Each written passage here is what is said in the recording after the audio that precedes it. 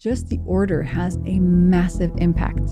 Two people can be eating the exact same number of calories. Let's say, 2,000 calories a day. But if one person is eating in a way that causes all these spikes and the other one isn't, the spiky 2,000 calorie person is going to be full of cravings, exhausted, inflamed, aging faster, not sleeping as well, could have mental health issues, could have PCOS, could be gaining weight. It's not the same thing. The calories are not really what matters.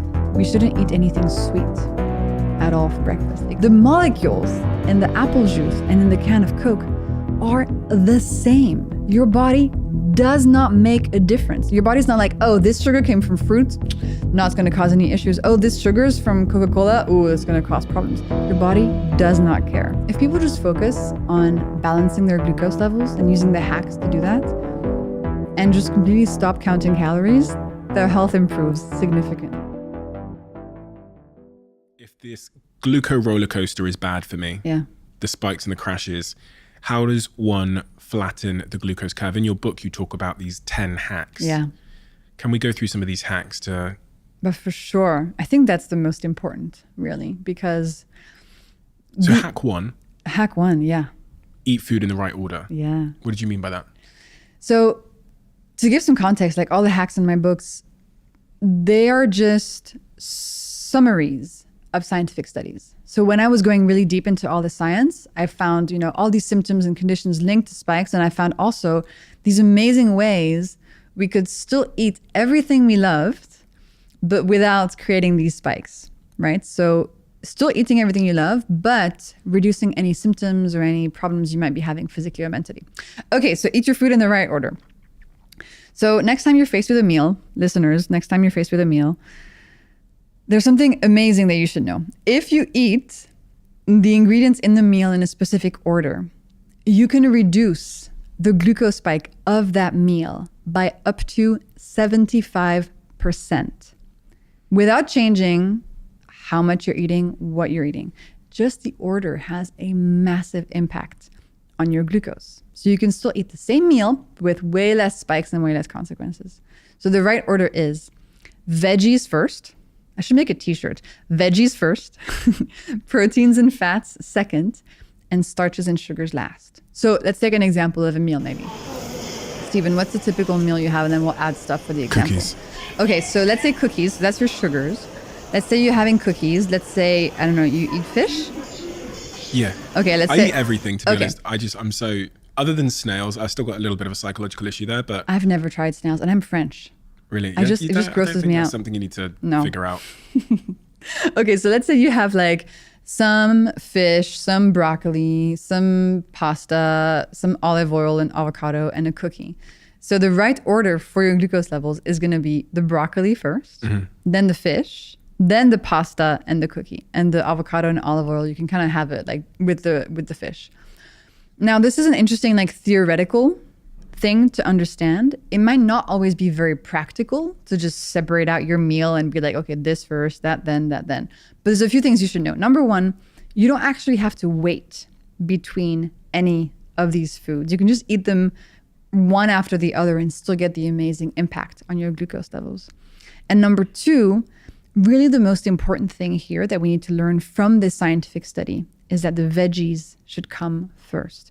So what I do now and what my community does is that we always have a veggie starter at the beginning of a meal, and then we just eat the rest of the meal kind of normally. And that already has a massive impact on your glucose levels and how you're going to feel. A lot of people, when they do it very much in the opposite order in terms of like kind of they leave the veggies on the side of the plate.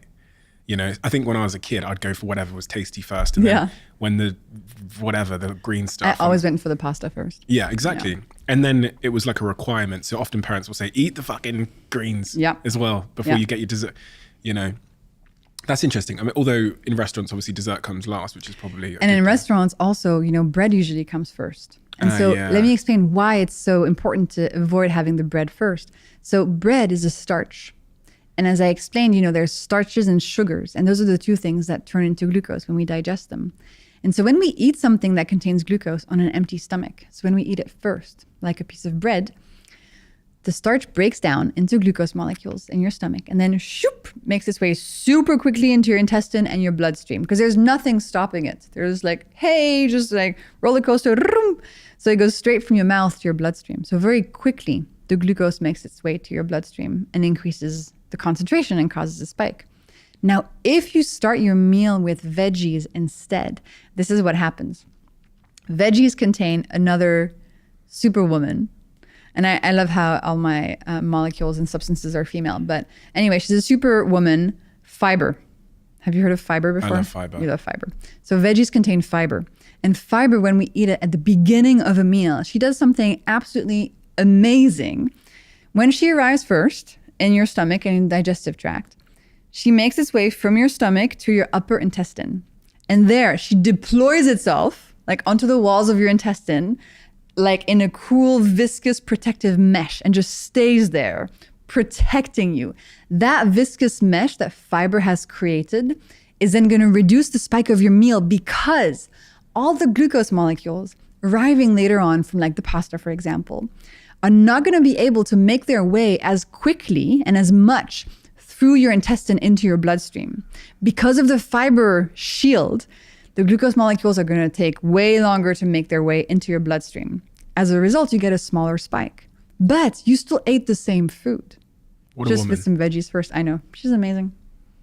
So I, when I go to a restaurant, you know, you go to some restaurants, they give you bread. Others, like the Japanese ones, give you like edamame. Yeah, that's much better. Yeah, that's a veggie, right? So any type of veggie is going to be really helpful. And I try to make it make up about like 30% of my meal. And it can be anything. They can be raw, they can be cooked.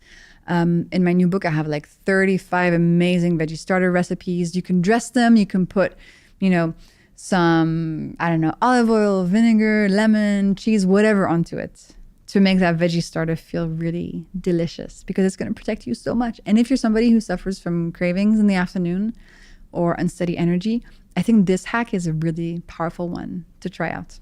I'm a speed eater. I'm going to be honest. I'm not gonna lie to you.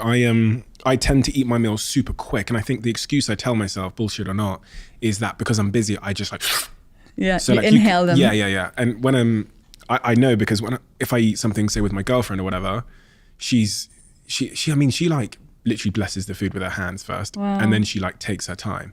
I eat super fast too. I'm like treating it like it's a competition, you know, like yeah. And she's often said to me, she's like, babe, just slow down, like just. And one of the points that someone raised to me at some point about my like super fast eating habit was that it is bad for me. Now I'm wondering from what you said there, if the speed in which we eat has an impact on our glucose spikes as well. If I ate slower, could I flatten the curve? Absolutely, babe, yes. Really? Yes. She's right.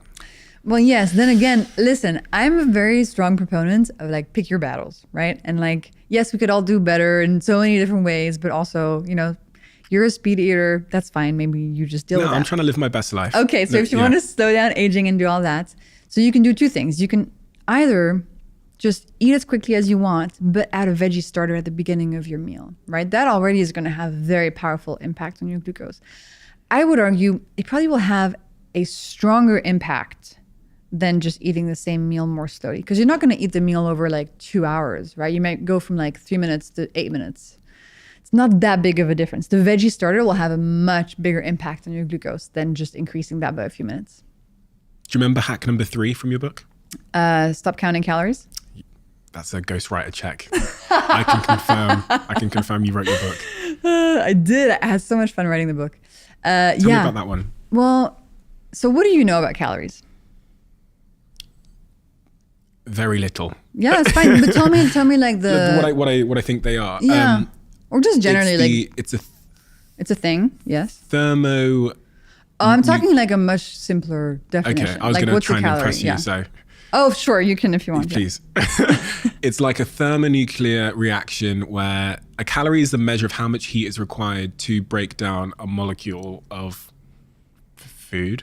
It's really not bad. Thank you. Wow. You really should give yourself more credit because before we started, you were like, I know nothing about food and biochemistry, actually, you know some pretty good stuff. I know from just like doing this podcast. Yeah. So, and this is why I really do it, because for very selfish reasons. And I realize that it's helping a lot of other people that are also idiots.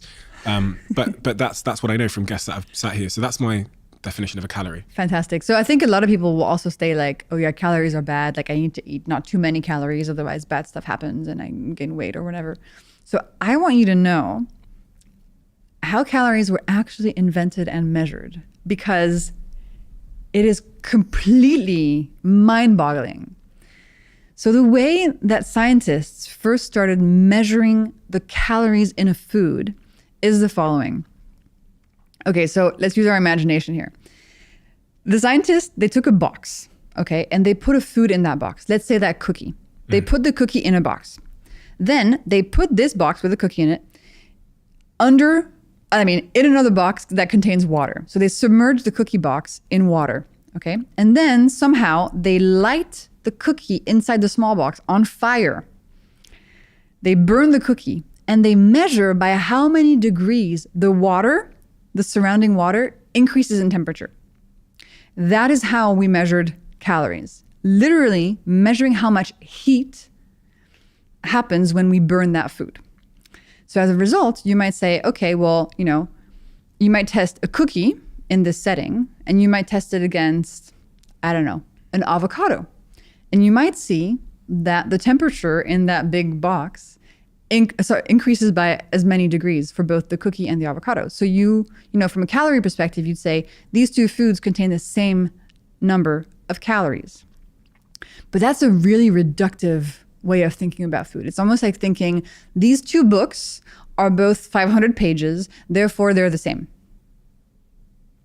You see how that's a problem? The number of pages in a book doesn't tell us anything about what the book is about, who wrote it, what are the words, what's the message, no clue. The calories in a food also gives us no information about what's actually in the food. How is that food going to impact how I feel, my physical health, my mental health, my glucose levels? So I want to teach people about the molecules in the food. So they actually start recognizing like, oh, that food is going to make a spike, that food is not. And teaching them hacks so they can, improve their health. And so hack number 3 is called stop counting calories, because essentially what I found is that if people just focus on balancing their glucose levels and using the hacks to do that, and just completely stop counting calories, their health improves significantly. And it's a much nicer world to live in than a world of calorie counting. Because something else you should know, 2 people can be eating the exact same number of calories. Let's say, 2,000 calories a day. But if one person is eating in a way that causes all these spikes and the other one isn't, the spiky 2,000 calorie person is going to be full of cravings, exhausted, inflamed, aging faster, not sleeping as well, could have mental health issues, could have PCOS, could be gaining weight. Like, it's not the same thing. The calories are not really what matters. We need to learn about how the food is actually affecting us. Interesting. I find that so interesting because I was thinking as you were speaking, you answered it there at the end, that a lot of the reason why people do count calories is for weight loss or weight, gain reasons. Mm-hmm. But because of the glucose spikes in one set of 2,000 calories, one meal that will give me 2,000 calories, it will have a significant impact on the insulin levels. And also on how you're feeling and how you're doing and how difficult, that fat loss is or not. How much of a good time you're having along the way. Mm. That's the nuance that really, people use calorie counting as a tool, I guess, but that's the nuance that's really missing if you really want to achieve any of those goals for whatever reason you have. Absolutely. And then, restricting calories, of course, like if you go from 2,000 calories to, I don't know how many, but fewer than that, you're essentially reducing how much you're eating, right? So yes, it's possible that'll lead to weight loss. But that's not really sustainable. Like, do you really want to count calories for the rest of your life? Like that just, I don't know, that feels really difficult to me.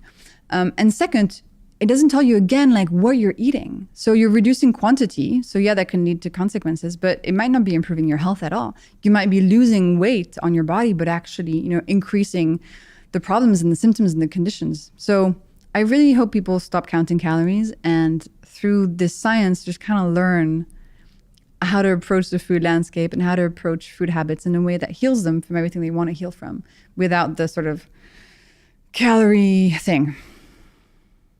Breakfast. Yeah. What do you have for breakfast, Stephen? Today? Yeah.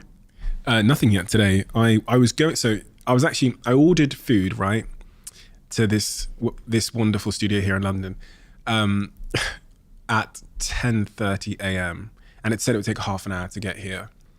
And it got here when you arrived. Now I looked at it and I thought, if I eat this, then I'm going to have some kind of like dump halfway through this conversation. So it's just sat. Can I ask what you ordered? No. Okay. Because some breakfast foods will have that impact and make you feel tired. So I ordered a breakfast wrap. So it's got like eggs, avocados, bacon in it, and it's like a gluten-free wrap thing. And I was looking at it thinking, because of this bread, I think the bread is probably going to make me have a dump. And I don't ever want to have like a energy dump halfway through a conversation. I don't want to fall asleep. That's rude. That would be, midway through the conversation. So I've not eaten yet.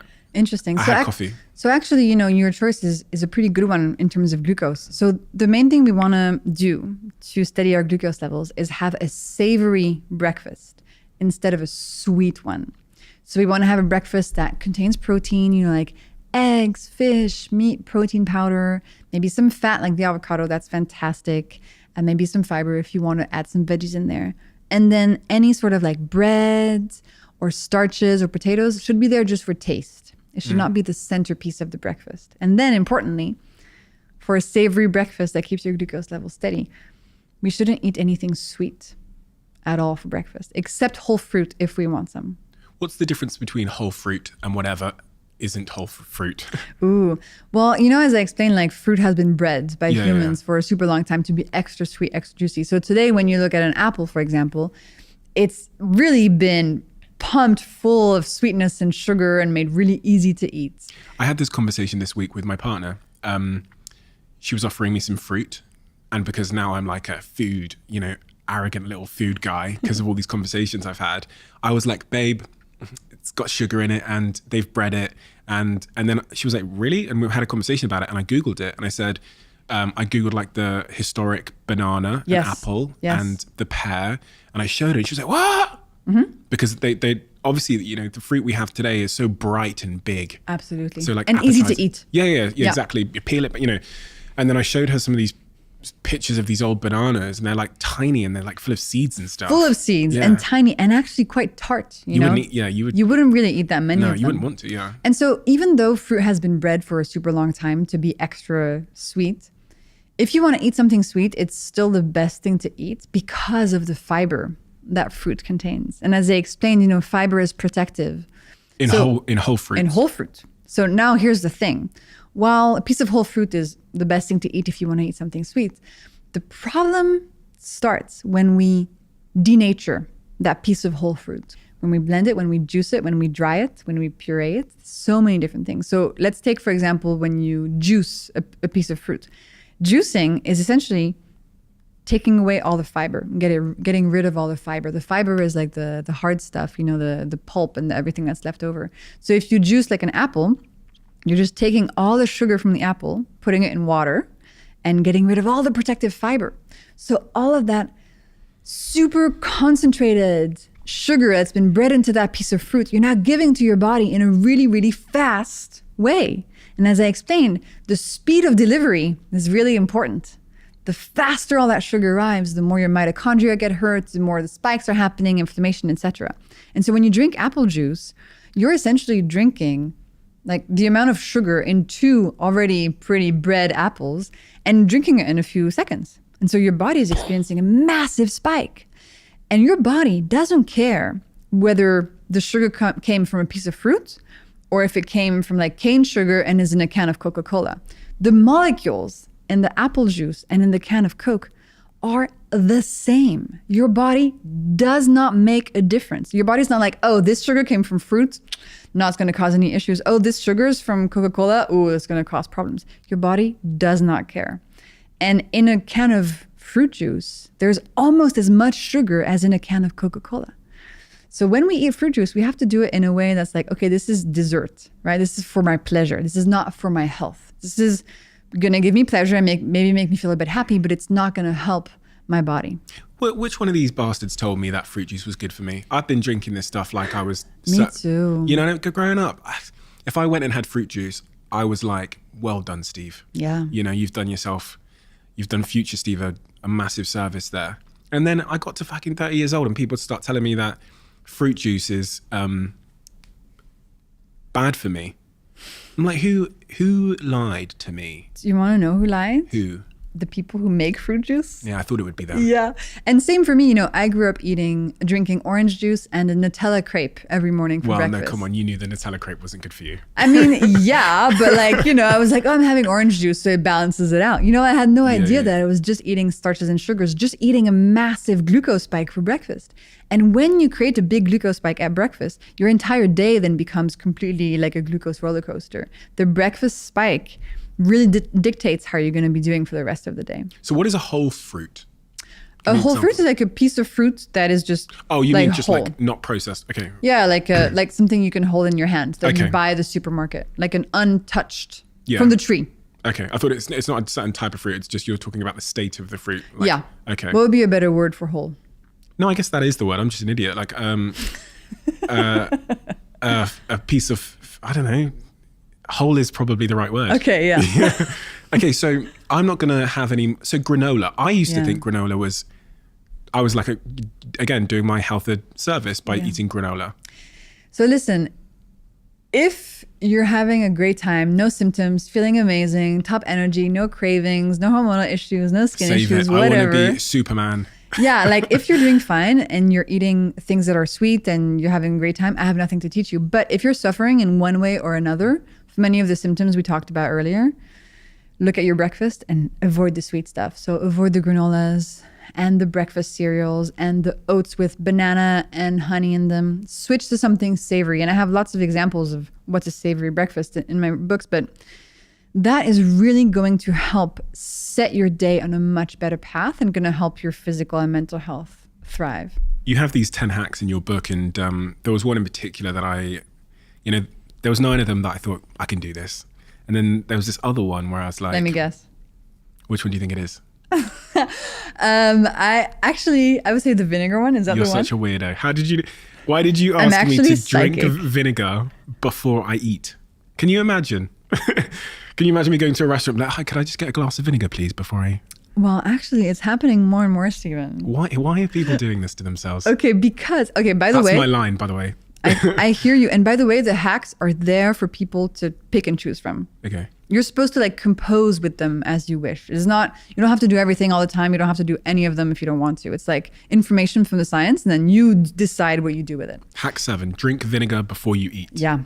So the scientific studies show us that if we have 1 tablespoon of vinegar in a tall glass of water, so this is a pretty good size, 1 tablespoon of vinegar in a tall glass of water before a meal can reduce the glucose spike of the meal by up to 30%.